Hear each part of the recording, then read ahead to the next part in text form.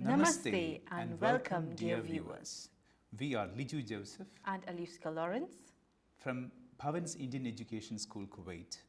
Today we embark on a new journey, a series of episodes on a topic that has taken the Indian nation by storm. Yes, a topic that is discussed among the Indian students and their parents and teachers. Without further ado, let's take a look at India's National Education Policy 2020. Parents express their concerns about its impact on traditional teaching methods and academic performances of their children. Teachers worry about the implementation challenges, and students are very anxious about the new evaluation pattern. Many even ask why a new policy and what is the need for one now? I would say it's high time we introduced a policy of this kind. The reasons are quite convincing. The National Education Policy 2020 was introduced with the aim of transforming Indian education system to meet the demands and challenges of the 21st century. In other words, this policy was introduced to revamp India's education system, emphasizing holistic learning, skill development, digital literacy, flexible curriculum, and global competitiveness to meet the constantly evolving economic and societal needs. Through this series of informative episodes discussing National Education Policy 2020, we will help you better understand this policy and overcome your apprehensions about it. In today's episode, Bhavan's Middle East delves into the transformative journey of previous educational policies that laid the foundation for the National Education Policy 2020. We will be exploring the significant policies that shaped the landscape of India's education system in the time leading up to the National Education Policy 2020. The first national policy on education was introduced in 1968 by the Government of India under Indira Gandhi, based on the Kothari Commission of 1964 to 68. Some of the highlights of this policy were making education free and compulsory for all the children up to the age of 14 years, improvement for teachers in terms of status, remuneration and competency, emphasizing three-language formula with Hindi, Sanskrit and an international language like English, equal education opportunities for all sections of society, highlighting the importance of mathematics and science at school level, inclusion of agricultural and industrial education, facilities for technical and vocational education, introduction of adult educational programs, uniform educational structure as 10 plus 2 plus 3, where 3 stands for college education. The second national policy on education was introduced by the government of Rajiv Gandhi. It was the first policy that took up a child-centered approach. The NPE 1986 was a modification of the NPE 1968. The new policy sought to remove the disparities found in the previous policy and also encourage equality of opportunities for women, backward and minority classes, and those with physical disabilities.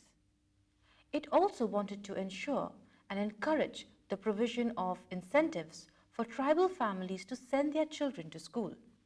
Some of the highlights of NPE 1986 were provision for employment of teachers from rural backgrounds, introduction of ECCE, Early Childhood Care and Education, increasing scholarships to encourage students, emphasizing child-centered approach, ensuring that education is future-ready by the introduction of computer literacy for the first time in education, making non-formal education available for school dropouts and children unable to attend formal education, opening rural educations based on Gandhian basic education, linking vocational degrees to occupations to help with self-employment.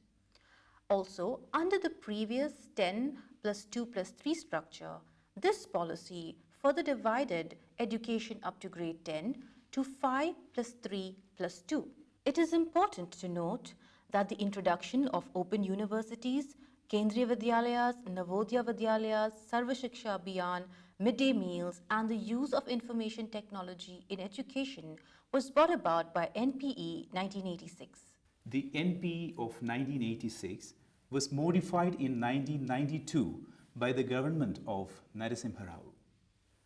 It accepted higher education or plus 2 level education as part of schooling. More emphasis on the overall literacy campaign, more Navodaya schools were set up, emphasis on vocational and skill training programs. A major highlight of NPE 1992 was the introduction of common entrance exams for all the technical and professional programs in India. This brings us to the National Education Policy 2020 by the government of our Prime Minister Shri Narendra Modi, a milestone in India's path towards becoming a future superpower. NEP 2020 is seen as a replacement of NPE 1986 with a fresh vision after 34 years, aiming at a complete transformation and revamping of the Indian education system. NEP 2020 involved extensive consultations and committee inputs. The drafting committee was led by former chairman of the Indian Space Research Organization, Dr. K. Kasturi Rangan. The committee collaborated with educators, experts and stakeholders to shape this comprehensive policy. Do you know an eminent team of stalwarts from various institutions around the world was part of National Curriculum Framework? Yes, for example, Canadian-American mathematician Professor Manjul Bhargava, Professor of Mathematics at Princeton University, was one of the members. Yes, Ms. Aluska. Now let's take a look at NEP 2020. Some of the key features of NEP 2020 are focus on holistic development including cognitive, social, physical and emotional growth, shift from rote learning to competency-based assessment, reduced content, more conceptual understanding and critical thinking, integration of ethical and cultural values, emphasis on life skills, critical thinking, creativity and experiential learning, encouragement of multidisciplinary studies and flexibility in choice of subjects. Integration of vocational education to impart practical skills. Change of school structure from 10 plus 2 to 5 plus 3 plus 3 plus 4, making kindergarten and pre-primary education as part of formal schooling. Removal of barriers between arts and sciences, vocational and academic streams, and co-curricular and extracurricular activities, all with the intent to remove silos between different areas of learning. One of the amazing highlights of NEP 2020 is that undergraduate degree courses will have multiple entry and exit options. Could you explain this point a bit further? Sure. For example, a student registers for a 4-year course. For some reason, after her first year, she needs to take a break. Now, when she resumes, she does not have to redo or restart from year 1, but rather she can continue from year 2. And such is the case for the entire duration of the 4-year course. She can exit at year 2 and then rejoin from year 3, and she can exit in year 3, take a break and then rejoin for the final year. And after every stage of exit, she will be given a certain certificate for completion. Another amazing option is that a 1-year master's degree program will be made available with the second year for research for those who have completed 3 years of undergraduation.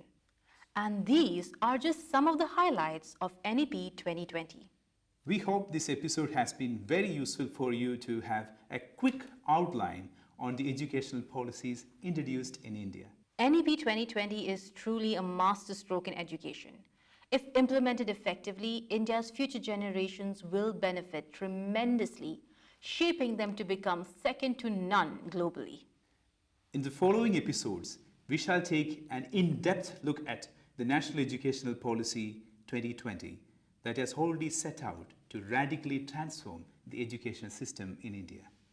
Thank you all.